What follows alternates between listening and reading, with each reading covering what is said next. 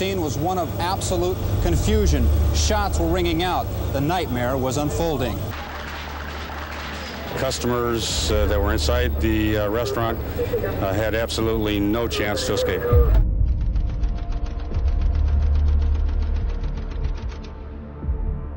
It all happened in about an hour. No one can explain why. He killed enough to shake a whole country and make this small town wonder if its streets will ever be the same. En 1984, un homme entre dans un restaurant McDonald's du sud de San Diego et ouvre le feu sur tout ce qui s'y trouve, y compris de nombreux enfants.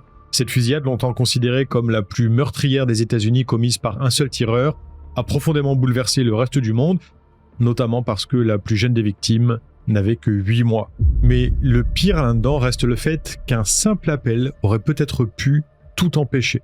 Aujourd'hui, je vous raconte la tragique histoire du massacre du McDonald's de San Isidro. Générique.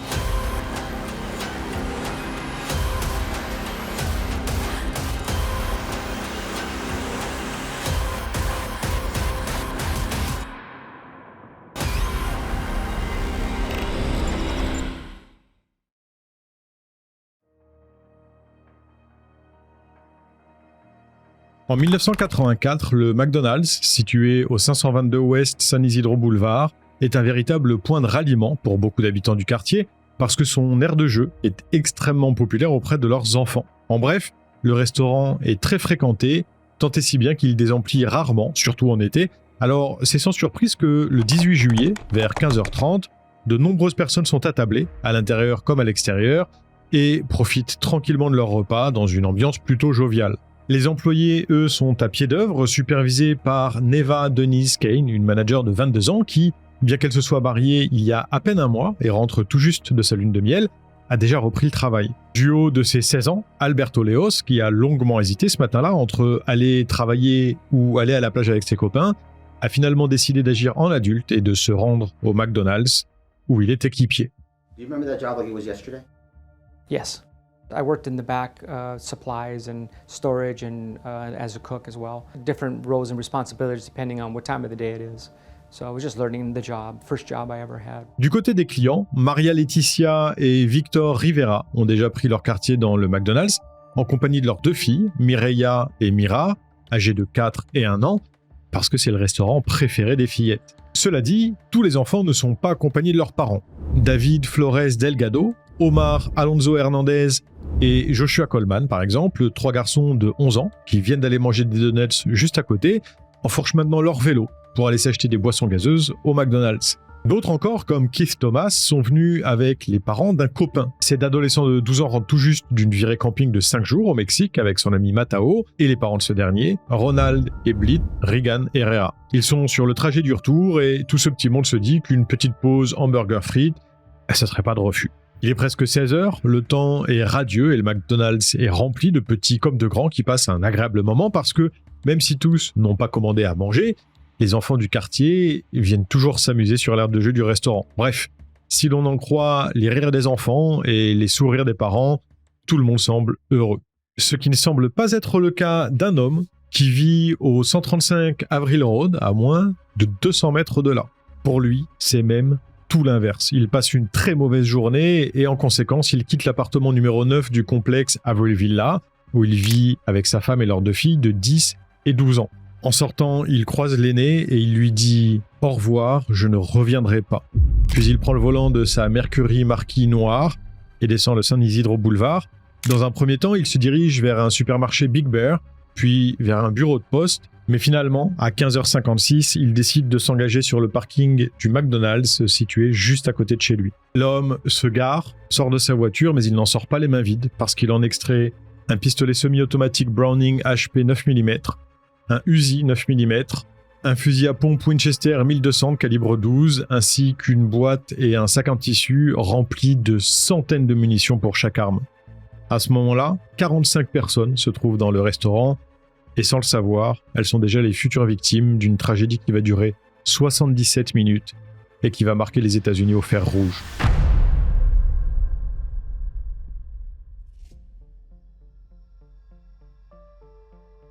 Dans les 5 minutes qui suivent l'arrivée de l'individu armé, Maricela Félix arrive également au McDonald's avec son mari, Astolfo, et leur fille de 4 mois, Carlita Maria. Astolfo se gare près du bureau de poste situé juste à côté et remarque que certaines des vitres du restaurant sont abîmées, mais étant réparateur de métier, il pense que c'est dû à un accident et que l'homme qui se tient d'ailleurs non loin de là est sûrement là pour s'occuper des réparations. Du coup, la famille poursuit sa route. Yo me agarré mi niña, caminamos tantito así, entre el medio del McDonald's y del carro. Fue cuando yo empecé, sentí el disparo, así como una bomba, sentí como algo así, que de repente una bomba. En ese momento sentí sangre, me agaché y miré a mi hija, pero yo no la solté, yo la abracé y agaché y miré a mi hija sangrando. Vous l'avez compris, à ce moment-là, l'individu armé a en fait déjà commencé à tirer. Et les impacts aperçus sur les vitres par Astolfo ont une origine qui n'a rien d'accidentel. Après ça, c'est l'escalade. Mi esposo me dijo, dame la niña. Y yo se la entregué a ella, se la entregué. Entonces él me dijo, córrele. Pero él corrió para el lado del correo y yo para el lado izquierdo. Y yo me miraba, traía mucha sangre en el estómago, en la pierna y en el brazo.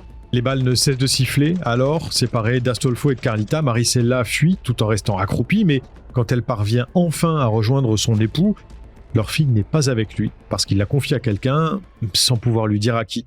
Après ce nouveau choc, la jeune mère de 23 ans perd connaissance. Le tireur, de son côté, prend tous les clients pour cible sans aucun discernement et vise même les nombreux enfants qui se trouvent à l'intérieur du restaurant.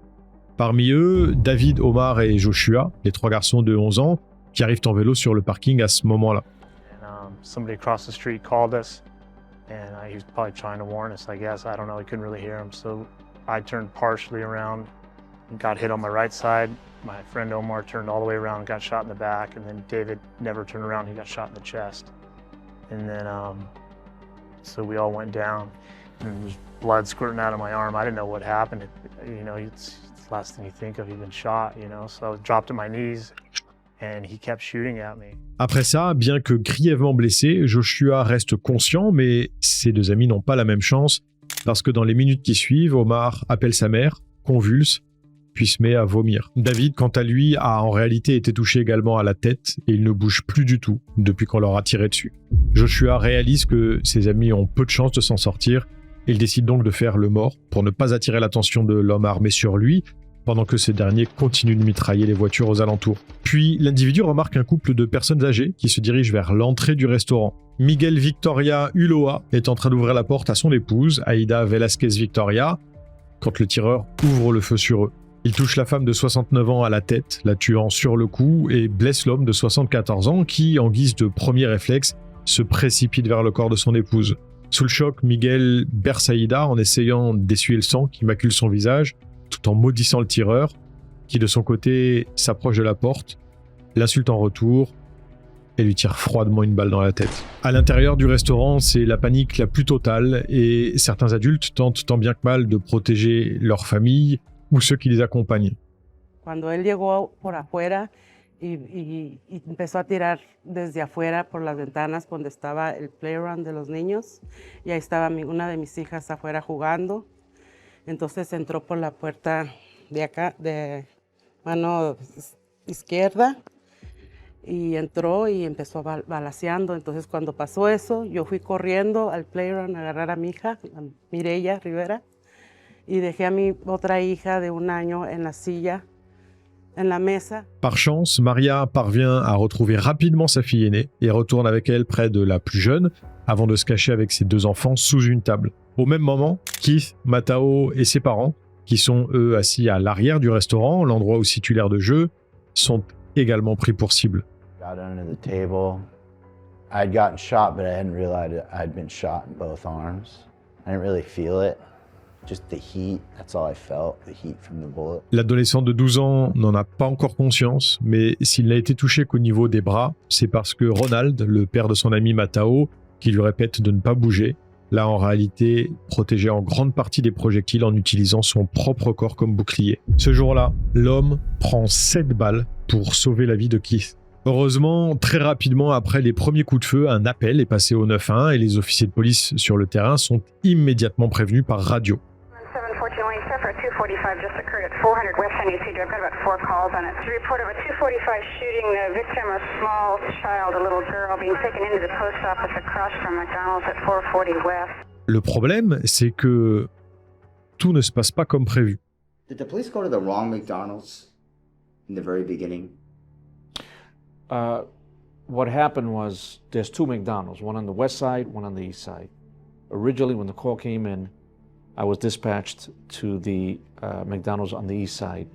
About a block away, I was called again, and that was corrected. And that cost the department about how much time? Probably a couple minutes, 2, 3, 4 minutes at most. Le réel nombre de minutes que cette erreur a fait perdre aux autorités varie selon les personnes interrogées parce que certains affirment que la première voiture de police aurait mis près d'une dizaine de minutes à arriver sur place après le premier signalement. Quoi qu'il en soit, quand Miguel Rosario rejoint le bon restaurant, le tireur se trouve déjà à l'intérieur depuis un moment et s'il ne parvient à l'apercevoir que pendant un très court instant, c'est assez pour lui permettre de réaliser que la puissance de feu de l'individu est bien supérieure à la sienne. Depuis l'intérieur du McDonald's, l'homme remarque également le policier et mitraille dans sa direction avec son Uzi, forçant l'officier à se mettre à couvert derrière un camion. Dans l'établissement, la peur paralyse tous les clients et les employés, même si certains tentent tant bien que mal de prendre sur eux et d'appliquer les consignes données par l'homme armé, en espérant qu'il les épargnera. Shooter said that if they kept quiet, he wouldn't harm them.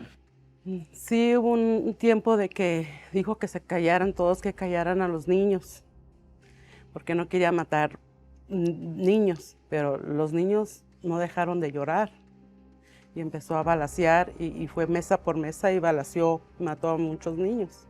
Les adultes qui tentent de fuir sont eux immédiatement criblés de balles, comme Neva, la jeune mariée de 22 ans qui dirigeait l'équipe du McDonald's, dont le corps a été littéralement projeté par les coups de feu. Au milieu des tirs qui claquent, des gens qui tentent désespérément de se cacher et des parents qui font au mieux pour assurer leurs enfants parfois blessés qui crient, les alarmes des friteuses et autres machines que plus personne ne surveille résonnent, ajoutant à l'angoisse ambiante. À l'extérieur de l'établissement, la police, maintenant présente en masse, s'organise alors que les officiers bloquent toute une zone de 6 pâtés de maison autour du site de la fusillade. Un poste de commandement est établi à proximité. Bientôt, c'est 175 membres des forces de l'ordre qui se trouvent sur les lieux, mais malgré leur nombre, ils semblent avoir des difficultés à neutraliser le tireur, qui du coup continue de faire feu. Il se trouve que les policiers rassemblés autour du restaurant sont dans l'impossibilité d'agir, malgré leur nombre, et ce, pour plusieurs raisons.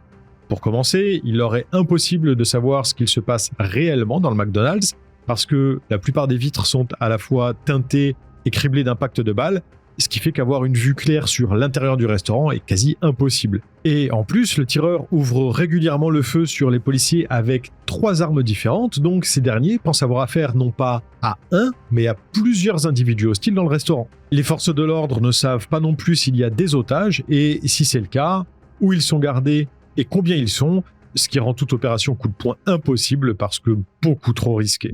La cadence de tir de l'auteur de la fusillade, elle, ne faiblit pas. Il ne s'arrête que pour recharger et continue de mitrailler les policiers à l'extérieur, mais aussi les gens qu'il voit bouger dans le restaurant et même ceux qui sont déjà à terre. Quand il ne tire pas directement sur les murs de l'établissement, des tirs dont les ricochets des balles empêchent les personnes qui peuvent encore bouger de le faire. Beaucoup de blessés feignent la mort quand le tireur passe à côté d'eux en espérant qu'il y croit et qu'il ne les achève pas. Et c'est d'ailleurs ce qui sauve Maria et ses 2 filles, qu'elle parvient à convaincre de faire semblant de dormir, alors que toutes les 3 baignent dans une mare de sang. Une balle a effleuré la mère de famille au bras, et Mireia, qui n'a que 4 ans, en a une logée dans la jambe, mais quand le tueur s'approche et frappe la première, personne ne bouge, et il s'éloigne. Pendant une trentaine de minutes, Alberto, ainsi que quelques collègues et clients, réussissent à se cacher dans la zone privée, réservée aux équipes du restaurant. Mais malheureusement, les femmes présentes peinent à garder leur calme et les bruits étouffés de leurs sanglots finissent par attirer l'attention de l'auteur de la fusillade qui ouvre le feu sur le petit groupe. Et chacun prend alors la fuite pour trouver une autre cachette, le tout en tentant d'éviter les balles, mais sans surprise, tous n'y parviennent pas. Pushing me, telling me run, run. She grabbed my arm. I never looked at her. I just shook my arm down and kept running, and I got out of the way of the bullets, and she didn't. She stayed there. Ce jour-là, Margarita perd la vie à seulement 18 ans en tentant de s'enfuir, quand 6 autres personnes, dont Wendy qui vient de livrer ce témoignage, parviennent à trouver refuge dans un placard après s'être retrouvées devant une issue de secours cadenassée. Where did you go next? I ran to go out the emergency exit, but that was locked. Oh, that's So- a tough break. Yeah. Why was that door locked?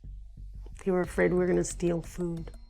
Alberto, de son côté, a été touché pas moins de 5 fois dans sa course. Il ne doit sa survie qu'au fait que le tireur soit arrivé miraculeusement à court de munitions au moment où il le prenait pour cible et qu'il ait dû s'éloigner pour recharger son arme. L'adolescent de 16 ans profite alors de cet imprévu pour ramper hors de son champ de vision et rassemble ses dernières forces pour descendre les 25 marches au bout desquelles il trouve le fameux placard dans lequel se sont entassés les autres rescapés.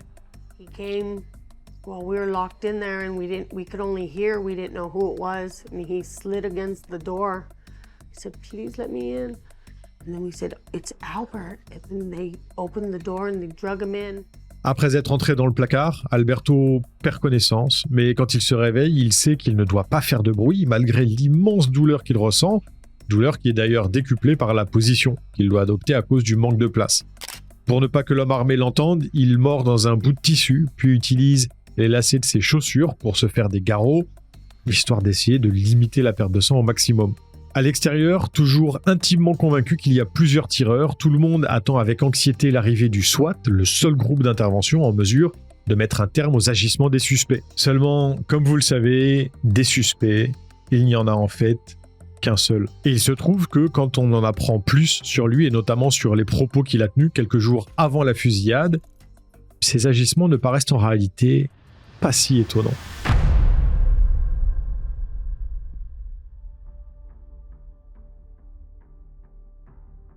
Le 15 juillet 1984, soit 3 jours avant les faits, James Oliver Huberty, 41 ans, confie à Etna, son épouse, qu'il pense être atteint de troubles psychologiques, et le 17 juillet dans la matinée, il téléphone au centre médical du quartier pour obtenir un rendez-vous. La personne qui décroche lui assure que la clinique le rappellera sous quelques heures, mais durant la conversation, James parle calmement, refuse de décrire la nature exacte de son problème et explique qu'il n'a jamais été hospitalisé pour ça, ni même jamais été sous traitement tout court. Des raisons qui font que son interlocuteur décide que l'appel n'a aucun caractère urgent. En plus de ça, une erreur est commise durant la prise de ses coordonnées parce qu'une faute d'orthographe est faite à son nom, qui est écrit Suberti au lieu de Huberty.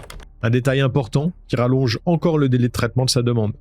Résultat des courses, James attend plusieurs heures à côté du téléphone, mais ce dernier ne sonne pas. Donc il finit par s'agacer et par faire une balade à moto dont il revient calmé 1 heure plus tard. Après ça, la soirée se déroule tout à fait normalement, entre sorties à vélo au parc du coin avec les enfants et plus tard le visionnage d'un film avec son épouse. Mais malgré cette apparente normalité, le lendemain matin, soit le jour des faits, l'ambiance change radicalement. Pendant une visite familiale au zoo, James dit à Etna qu'il croit que sa vie est terminée et mentionne le fait que la clinique ne l'a pas rappelé la veille en ajoutant que, je cite, « La société a eu sa chance ». Il n'évoque ensuite plus le sujet pendant le repas de midi qu'ils prennent dans un McDonald's du quartier Clermont, mais une fois rentrés chez eux, les choses se gâtent irrévocablement. Alors qu'Etna se détend, tranquillement allongée sur le lit dans la chambre parentale, James y fait irruption, vêtu d'un t-shirt rouge foncé et d'un pantalon camouflage vert, puis lui dit qu'il veut l'embrasser pour lui dire au revoir. Sa femme lui demande où il va, et l'homme répond dans le plus grand des calmes qu'il part à la chasse aux humains, pour reprendre ses mots, avant de prendre ses armes, des munitions et de sortir de la maison. La suite, vous la connaissez, James s'est dirigé vers le McDonald's, situé juste à côté de chez lui, et il a ouvert le feu sur tous les gens présents sans exception. D'ailleurs, le restaurant est si proche de chez les Huberty qu'on peut le voir depuis leur appartement et que, de ce fait, Zelia, qui a vu son père sortir avec une arme sur l'épaule, a assisté de loin au début de la fusillade qui a commencé sur le parking. La fillette de 12 ans était même copine avec certains des enfants qu'il a tués. Et si l'on pourrait s'interroger sur les raisons pour lesquelles Etna ne l'a pas dénoncé à la police avant que tout ça ne se produise, eh bien, il semblerait qu'elle ait essayé, sans toutefois réussir à aller jusqu'au bout de sa démarche. Le jour des faits, le National City Health Center a reçu un appel de la part d'une femme qui s'est présentée comme étant l'épouse d'un certain James Huberty, et elle leur a affirmé que son mari avait des armes et qu'il allait tuer des gens. On lui a bien évidemment répondu qu'il fallait qu'elle contacte les forces de l'ordre, mais elle ne l'a jamais fait. James avait pressenti qu'il n'allait pas bien du tout psychologiquement et il ne s'était pas trompé, parce qu'il a effectivement pété les plombs. D'ailleurs, pendant la fusillade, il tient des propos complètement incohérents, boit tranquillement des sodas, écoute du rock via une radio portative et il jette même des frites sur l'une de ses victimes.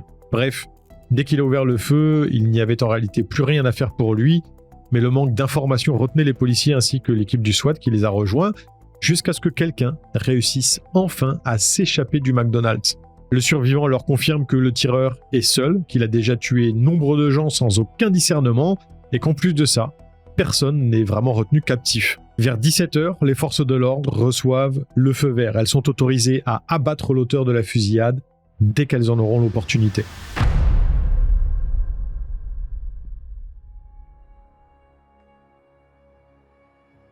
Immédiatement, des tireurs d'élite du SWAT se dispersent un petit peu partout aux alentours et parmi eux, Charles Foster qui grimpe avec son guetteur Barry Bennett sur le toit du bureau de poste situé juste en face du McDonald's. Dès 17h02, il a une vue plongeante sur le restaurant et commence à attendre que James entre dans son champ de vision, et ce qui n'est pas immédiat parce que, comme je vous le disais plus tôt, les vitres sont teintées et apparemment faites de verre feuilleté. Un grand nombre d'entre elles ont donc été traversées par des balles sans pour autant se briser.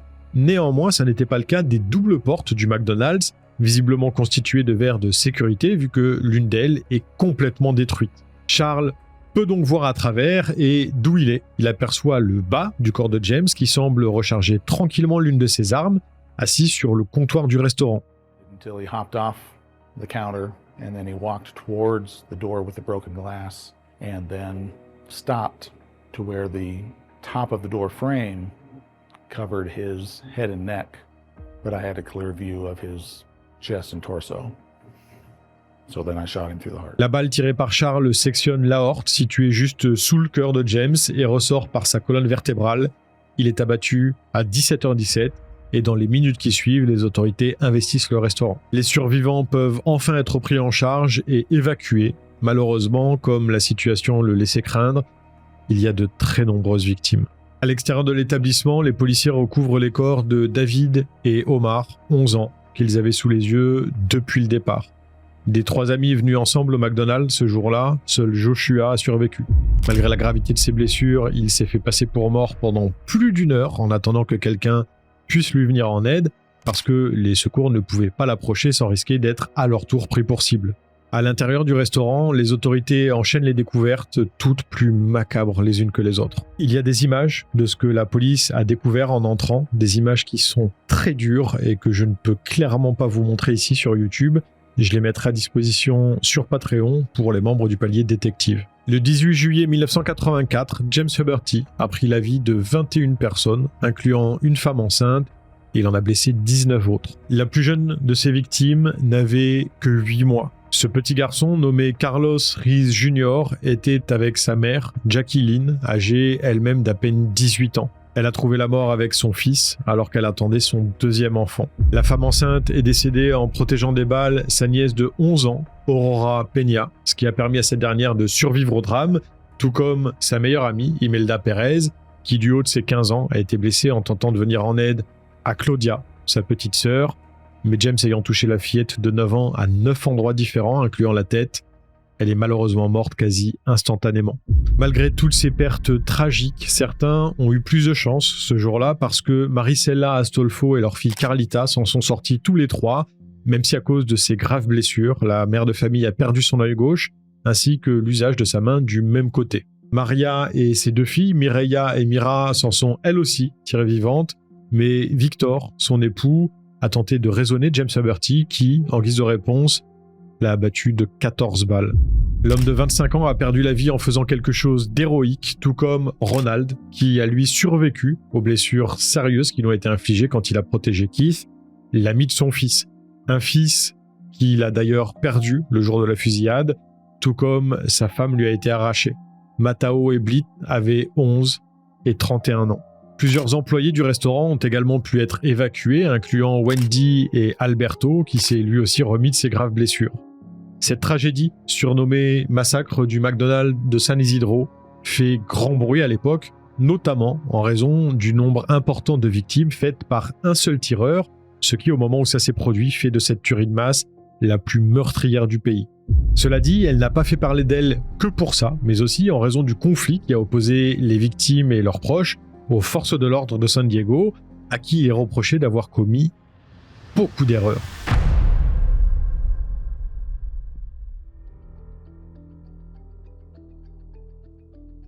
Le principal problème, c'est que certains de ceux qui ont survécu au drame, et même des témoins oculaires qui étaient à l'extérieur, ne sont pas d'accord avec les déclarations qui ont été faites par les représentants des forces de l'ordre lorsque l'affaire a commencé à être médiatisée. Ils se montrent même plutôt critiques envers la façon dont les choses ont été gérées par les autorités ce jour-là. En effet, en premier lieu, les policiers se sont rendus au mauvais restaurant McDonald's, ce qui leur a fait perdre un temps précieux, et une fois sur place, ils leur est reproché de n'avoir pas tenté d'abattre le tireur, laissant la fusillade s'étendre sur 77 longues minutes. L'opinion publique est choquée parce qu'il y avait 175 officiers sur place qui n'ont tiré que 5 balles, alors que James, lui, était seul et a fait feu 251 fois. Les représentants de la police ont affirmé qu'il était quasi impossible de voir ce qu'il se passait dans le restaurant à cause de l'état des vitres et que personne ne pouvait être sûr que le tireur était seul. Pourtant, des témoins affirment que l'intérieur était visible. Toujours selon les forces de l'ordre, James aurait tiré sur la grande majorité des victimes durant les 10 premières minutes de la fusillade. En gros, elles ont sous-entendu que beaucoup de gens sont morts très rapidement et n'auraient de toute façon pas pu être sauvés. Seulement, les survivants, eux, ne sont pas d'accord avec ça, parce que Ronald Herrera a par exemple été touché près de 45 minutes après l'arrivée du tireur sur les lieux. De même, certaines personnes grièvement blessées au début auraient peut-être pu être stabilisées si on leur avait prodigué les premiers soins plus rapidement. En bref, les versions des uns et des autres se contredisent et loin de moi l'idée de dire qui a raison et qui a tort. Au final, il est possible que des erreurs aient bien été commises par la police, des erreurs qu'elle ne veut pas forcément admettre, mais au vu des circonstances aussi exceptionnelles que délicates qui se sont imposées sur le moment, les officiers présents sur place ont probablement fait du mieux qu'ils pouvaient. Ouais, parce que les héros qui rentrent tout seuls dans une tour truffée de sale types armés jusqu'aux dents et qui sauvent tout le monde, ça marche dans les films seulement, hein, pas dans la vraie vie. Et j'ajouterais par rapport à la différence de munitions tirées que, personnellement, je trouve pas ça si choquant que ça.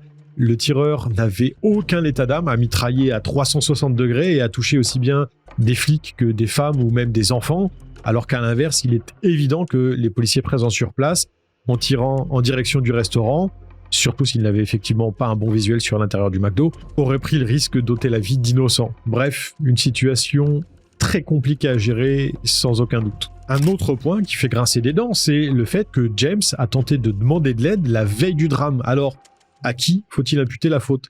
À la clinique qui l'a contacté et qui ne l'a pas rappelé à temps? À son épouse qui n'a rien dit à la police alors qu'on lui avait dit qu'il fallait le faire? Ou encore au National City Health Center qui n'a pas non plus fait de signalement? Qu'en pensez-vous? Et croyez-vous que si James avait été rappelé, cette tragédie aurait pu être empêchée? Il a un temps été question que le restaurant rouvre après les faits, mais il a finalement été démoli et un centre d'enseignement supérieur a été bâti à la place et un mémorial a été érigé juste à côté. Suite aux conséquences dramatiques de cette sombre journée, le programme d'entraînement du SWAT a été largement revu, puis amélioré. En parlant de force de police, sachez qu'après la tragédie, Alberto Leos a décidé de changer d'uniforme. Il a troqué celui d'équipier du McDonald's pour revêtir celui d'officier de police dans le but de sauver des vies après avoir vu tant de gens perdre la leur durant la fusillade sans rien pouvoir y faire. Et on peut dire qu'il a atteint son objectif parce que 10 ans plus tard, le 5 septembre 1994, il a héroïquement sorti un homme d'une voiture qui avait pris feu sur une autoroute en se mettant lui-même en grand danger. Aujourd'hui, il fait toujours partie de la police et il a atteint le rang de capitaine. Cette tragédie n'est pas sans rappeler celle de la fusillade qui a eu lieu à Las Vegas et que j'ai traitée dans cette vidéo.